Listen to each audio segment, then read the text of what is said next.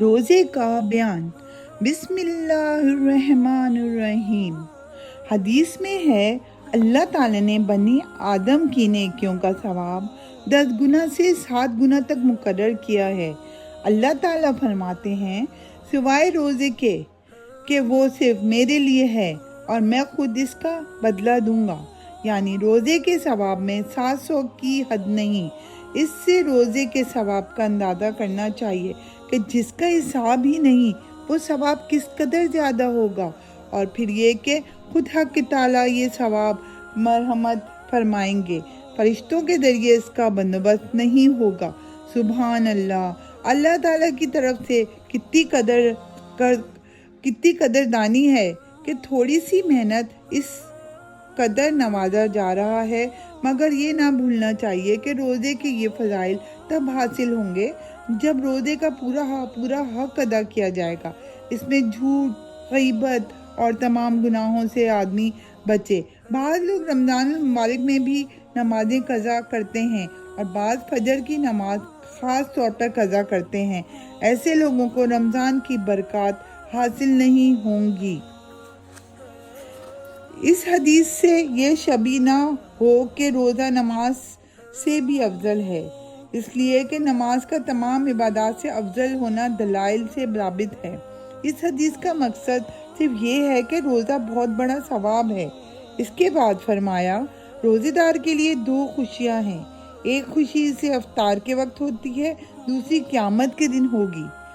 فرمایا جب رمضان کی پہلی رات ہوتی ہے تو آسمان کے دروازے کھول دیے جاتے ہیں جو رمضان کی آخری رات تک مسلسل کھلے رہتے ہیں، اور جو بھی مسلمان رمضان کی راتوں میں سے کسی رات میں نماز پڑھتا ہے اس کے لیے ہر رکعت کے بدلے 2500 نیکیاں لکھی جاتی ہیں، اور اللہ تعالیٰ اس کے لیے جنت میں سرخ یاقوت کا ایک محل بنا دیتے ہیں جس کے 60 دروازے ہوں گے۔ پھر جب دروازے دار پہلا روزہ رکھتا ہے تو گزشتہ رمضان سے لے کر اس رمضان تک اس نے جتنے صغیرہ گناہ کیے ہیں وہ سب معاف کر دیے جاتے ہیں، اور اس کے لیے ہر روز 70,000 فرشتے صبح کی نماز سے لے کر غروب آفتاب تک مغفرت کی دعا مانگتے ہیں۔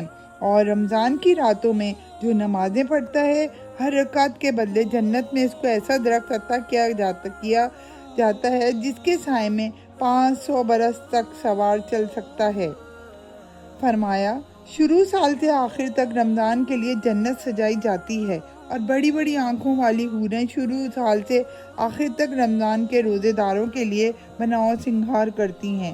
جب رمضان کا مہینہ آتا ہے تو جنت کہتی ہے اے اللہ اپنے بندوں کو میرے اندر داخل فرما دیجئے، اور بڑی بڑی آنکھوں والی حوریں کہتی ہیں اے اللہ اپنے بندوں میں سے ہمارے لیے خامد مقرر فرما دیجئے۔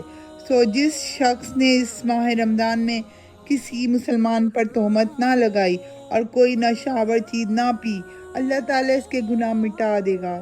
جس نے اس ماہ میں کسی مسلمان پر تہمت لگائی یا کوئی نشہ آور چیز پی لی، اللہ تعالیٰ اس کی سال بھر کی نیکیوں کو مٹا دے گا، یعنی نیکیوں کی برکتیں مٹا دی جائیں گی، خود نیکیوں کا مٹانا مراد نہیں۔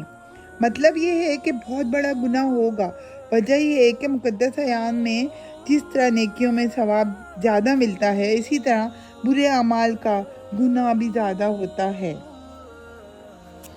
فرمایا رمضان کے مہینے میں تقوی اختیار کرو، اس لیے کہ یہ اللہ تعالیٰ کا مہینہ ہے، یعنی اس میں بندوں کو حکم ہوتا ہے کہ اللہ تعالیٰ کی عادت اختیار کریں کہ کھانا پینا چھوڑ دیں، جیسے اللہ تعالیٰ ہمیشہ کھانے پینے سے پاک رہتا ہے، اس لیے اس مہینے کو اللہ تعالیٰ کا مہینہ قرار دیا گیا ہے، ورنہ تمام مہینے اللہ تعالیٰ کے ہی ہیں۔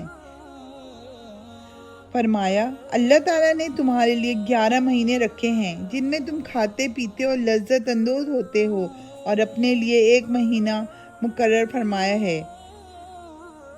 سو ڈرو رمضان کے مہینے سے کہ بے شک وہ اللہ تعالیٰ کا مہینہ ہے، یعنی اس میں اچھی طرح اللہ تعالیٰ کے احکام کے اطاعت کرو اور گناہوں سے بچو۔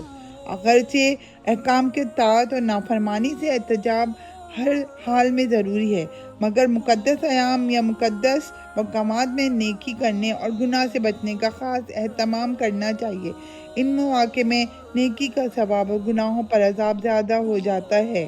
فرمایا جب افطار کے لیے کھانا سامنے آئے تو یہ دعا پڑھو: اللہم انی لک صمت وبک آمنت وعلیک توکلت وعلی رزقک افطرت۔ فرمایا جب تم میں سے کوئی افطار کرے تو مناسب ہے کہ کھجور کے ساتھ افطار کرے کہ وہ برکت کی چیز ہے، اگر کھجور نہ ہو تو پانی سے افطار کرے کہ وہ پاک کرنے والی چیز ہے۔